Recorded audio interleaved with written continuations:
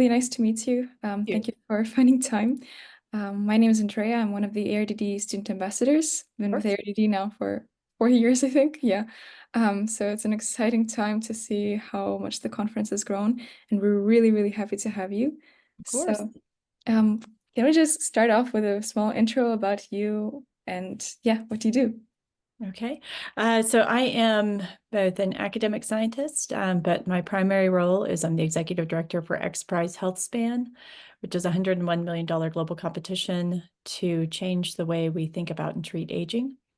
And I also serve as the vice president for the health domain at XPRIZE Foundation, where in addition to running the prize, for Healthspan, we think about and create new concepts for what future prizes could actually ultimately improve health more largely by leading global competitions. That's very inspiring, but how did you get started with XPRIZE? I was actually, they found me. So I had been working as an academic scientist at Wake Forest University School of Medicine in internal medicine, geriatrics, gerontology. I still do hold an adjunct appointment there. And my work in that role had been looking for translational frameworks. So how, if you did have a therapeutic that could target human aging, how would you even know? And so leading early stage investigation, so looking at therapeutics, whether those were vitamins, supplements, nutraceuticals, lifestyle interventions, repurposed drugs, including senolytics and metformin, and how would you test them going from animals into humans? So there's that earliest stage translation. And I also spent about 8 or 9 years working behind the scenes on the TAME trial, which is targeting aging with metformin. And so that was conceived as the first trial to try and influence a regulatory pathway for aging as a target for drug development. And so, yeah, so my experience had already been in how do you test, how do you set this up, how do you or do this sort of early translation. And so when it came time to find somebody to direct a prize who, I had no strong commercial interests and had really been very solution agnostic in the approach, is testing different drugs, different paradigms, different considerations in how to do this. I was recommended, they found me, and in meeting and talking through it, is that it was almost perfect alignment, is to see something, a global initiative and challenge of this kind in exactly my scientific area. It was too exciting. I couldn't sit on the sidelines and I had to join. How did your perspective change when you joined XPRIZE? Oh gosh. Before and after? So some of my scientific drive has not. Is that the fundamental questions that drove me as a scientist still drive me now in my role in leading the prize. But what has shifted has been, it's a very different mindset in leading one study to the next, of going from, discovery into running your own clinical trial. How do you test it? How do you set up your pipeline? Whether it was from doing lead indication, identifying the mechanisms that might work. But again, going into lead indication, which is simply how do you measure that your therapeutic works?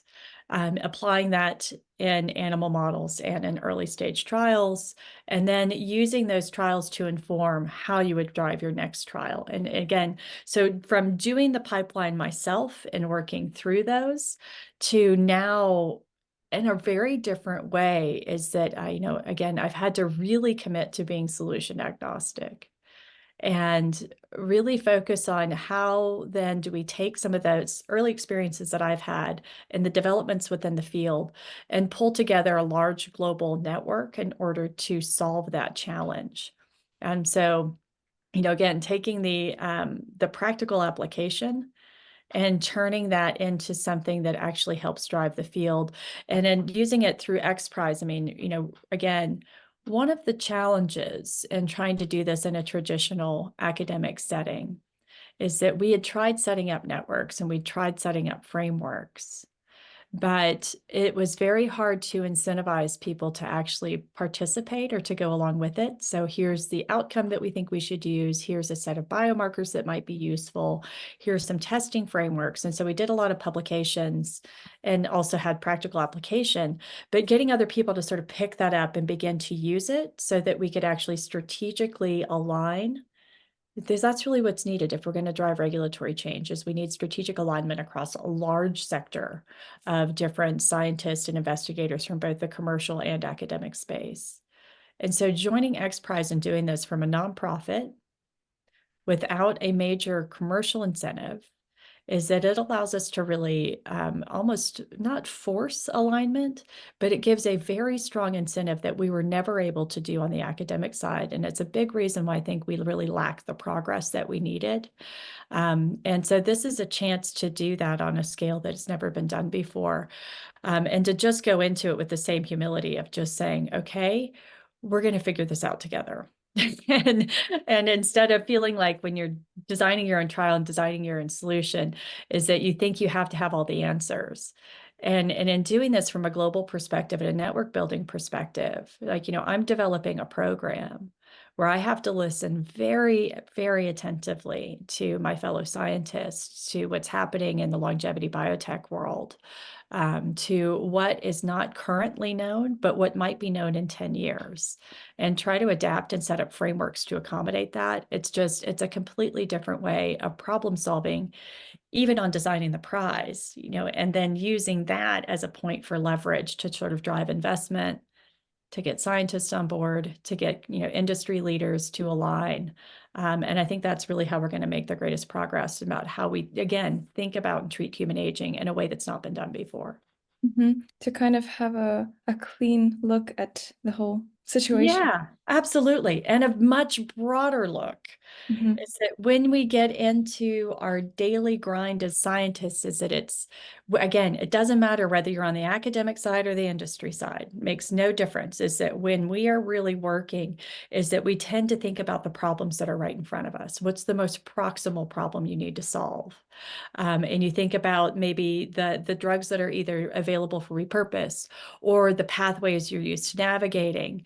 And it's what we think about. I've heard it called in engineering the adjacent door problem, is that we're only able to really conceive of the doors next to us. And so taking on a challenge like this, where the entire challenge is to set a moonshot, not the adjacent door, but open doors several doors down the hall, like go into a completely different direction in a different room. And I have to say, it has been the greatest creative endeavor of my career so far, and it certainly has been the most exciting. How do you think we as individual scientists can open up our perspective and, look at the situation differently, just as you're describing? I have been really inspired by, for me, I get a lot of inspiration by building networks, and so that they're in interdisciplinary networks. And I think that that's one solution. Is it's very easy to continue to collaborate with people we've always collaborated with, and to use the tools that we're used to using because we know how to use them. But I think truly stopping and listening to both the data and to others, both within our immediate field and beyond it, it's really enlightening. It's eye-opening. I think one of the other ways that we can get there is actually by really embracing some of our more modern tools. Again, we're used to using the tools that we have, but I think one of the greatest tools that we have that's up and coming is, of course, computing power. Is how do we then drive next stage discovery beyond our immediate focus, really leveraging, AI and machine learning tools and those applications to think beyond what we might recognize as a pattern in front of us. And it doesn't mean handing over the creative license to those tools, but it's learning how to use, how to let them help assist and finding connections and patterns that we might not otherwise be able to. And I think, honestly, harnessing the two together is both, again, human networks and that sort of creative process that comes out of getting people in the same room and start communicating in the same language, and using that same language skill and then applying it to AI to actually help it identify the door down the hall that we might be able to go into. By again, and you can't train the AI without you can't train those systems without having multiple inputs and a really rich and diverse set of data. And I think that's where the humans come in, our data capabilities come in. And I think that's really where we're going to see the greatest exponential growth. What would you say are the most exciting applications of AI or machine learning in the coming years? Oh my gosh. So there are so many.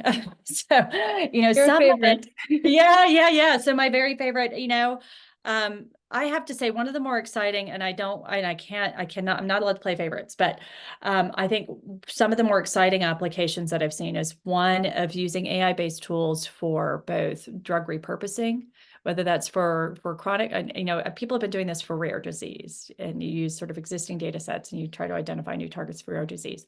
I think one of the biggest applications where we're going to see the most growth is actually for chronic conditions and even non-disease indications like aging, is that as we build those data sets, is that these are syndromic, and aging has been something that we feel like we can't get a handle on. And I think that that's because we're really limited in both our capability and our current understanding. But as we grow in a database, I think that that's really going to be the biggest leverage point, not just rare diseases, but common, chronic, what we think is obscure, is that's where we really need to harness data and actually harness the power of tools beyond our current imagination. Next is, so again, that's a tool, both just harnessing data, and the next one is using it for novel drug discovery.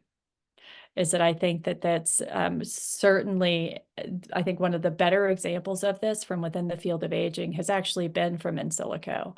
There was some novel about how they went from, early stage de novo drug discovery into lead indication and down into, almost immediately into early stage trials within a lightning fast turnaround. It's almost improbable or impossible using many of our traditional means and approaches. It's hard enough to do it with repurposed drugs. It's mind-blowing to see that kind of, within 2-year turnaround with something that's with something that's novel. So, certainly I think that the speed of the approach and the application there, I think was a really great example of what's possible. And of course, I think the next big broad, so again, chronic disease, novel drug discovery, as well as repurposed. And then, of course, I think the next big one is, as we're developing the therapeutics, is also leveraging the data that we have in some of these AI solutions towards new lead indication. And so lead indication, like what's your biomarker? How do you really accelerate that and find something that you can get an earlier turnaround that really predicts how well this therapeutic is going to act in clinic within an individual, and then again, how it might generalize to larger scale trials or to being given clinically. So again, that's more on the biomarker side, but I think the applications, they need to develop in tandem. Is that as you're using these tools, whether by traditional means or more novel techniques, as we're using them for therapeutic, discovery and development, is that we also have to use them to better the tools that we use in order to speed that process. So that's kind of long-winded, but I see a lot of excitement for the future there. So finding using AI for drug discovery and leveraging the data we have. That's right. I interned at In Silico Medicine, and I had the chance to look at this process, and also was very amazed by that. But what I noticed that when I was researching, I was looking at a glioblastoma, and it's got so little data on it. So what do you think is right to do when there is so little data on a specific disease? Grow the data set. Keep looking and look for biosimilars. I mean, again, you might have very little data on this one condition or this one, but there may be sort of mirror examples around it. Is that there are a few things I would say in biology that are truly, truly unique. Is that there are often sort of echoes and signatures around them that we might be able to be informed by. And if you do find something that's completely and totally unique, my gosh, what a wonderful opportunity. Like those are the sort of, some people call them zebras. It's the most exciting thing that that we can find, are things that actually act differently from other tissues or conditions around them. They can be some of our greatest teachers. So I don't know. I think it's actually sort of between the two, is that there are many redundant processes there are many things that might look completely unique, but if you take a far enough view, they're quite similar, and that we can learn a lot from biology and behavior from that exact thing. And it's always looking for zebras, whether those are humans, like whole organism, or tissues or signaling pathways. You also mentioned biomarkers, that it's quite an important thing. And Hugely. I was wondering, well, is it moving into the direction of being really more personalized to each individual? Or would you say not so much yet? I would say it's in combination. So I think the biomarkers themselves, people have to base them, and you develop and validate them, clinically validate them on really large population data sets. But their actual utility is going to be, it's ultimately and will have to be on how we personalize. Is that they can be great lead indicators for predicting response. But, certainly I would say certainly for chronic disease and definitely for aging, where the key, one of the fundamental principles within aging is it's heterogeneous. There's really great variability.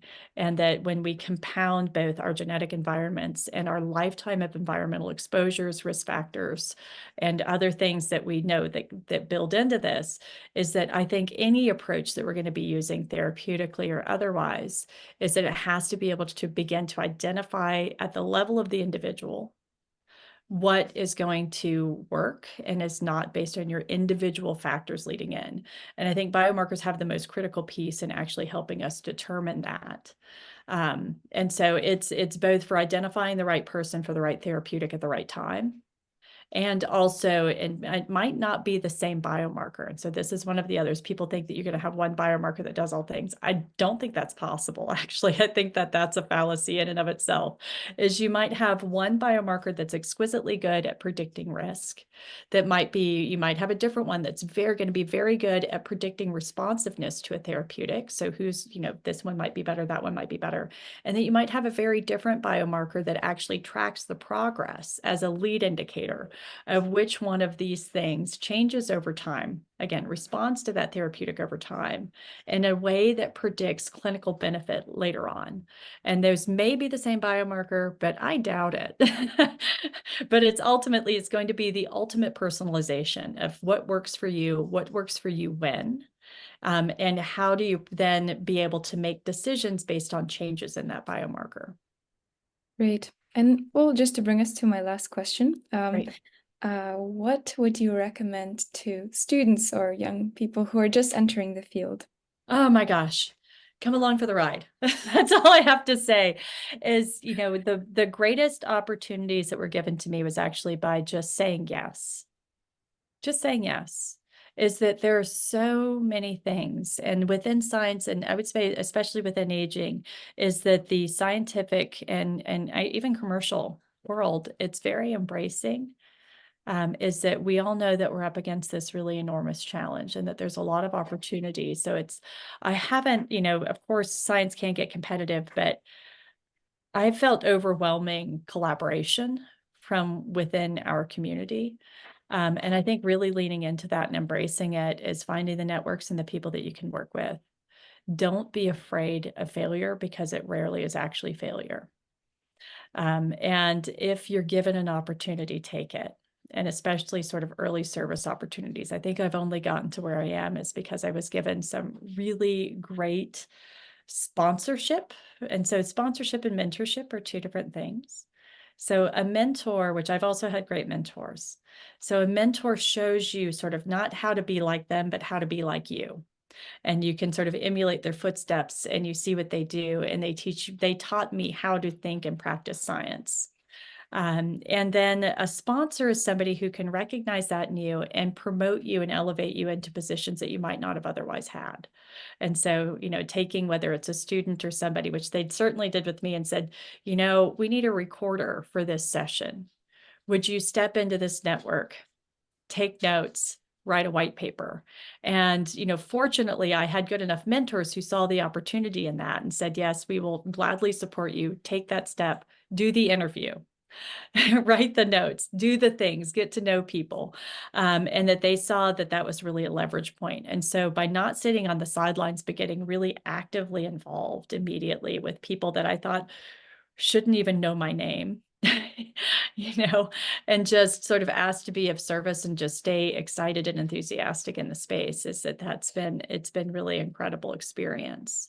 And again, through those mentors and sponsors is one of the other greatest things that they've had in common, of the people that have been most important in my life and in my career, is I've gravitated towards people that naturally have just this zest and love for life, is that they're excited about the field and they're excited about science because they love life and they love science. And those are the people that I want to be around. And those are the people that I want to emulate, is to not take any of this for granted. Is especially as a student, it might feel really hard. You're working on a dissertation. All of your experiments fail because that's what experiments do. The paper's always overdue. The test is always coming. That's the deadline that you're trying to make is always 6 months away, and then it comes too soon and you have to push it back again. All of those things are going to happen. But if you truly just love the process and love what's happening around you, is that none of those failures end up being failures. They just end up being launching points. And so I would say, let yourself be wholeheartedly, unreservedly in love with life and science. Because in studying aging, we're ultimately studying health and we're studying life. This is the essence of biology and what it means to be human and what it means to exist on this big weird rock, is that it's just a great opportunity. And if I can keep that perspective fresh in my mind every day, then, everything else, it's just swatting at gnats. I just get the opportunity to be of service and try to, again, not open just the door next to me, but open one far away.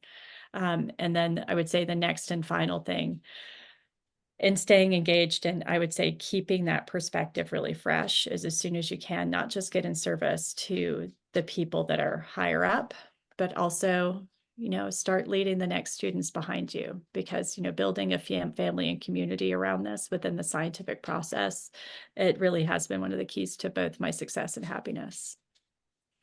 Jamie, this has been one of the most inspiring conversations.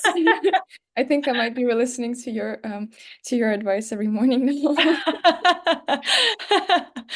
Yes, well, you have picked excellent mentors and sponsors and people in between. So it's a great process.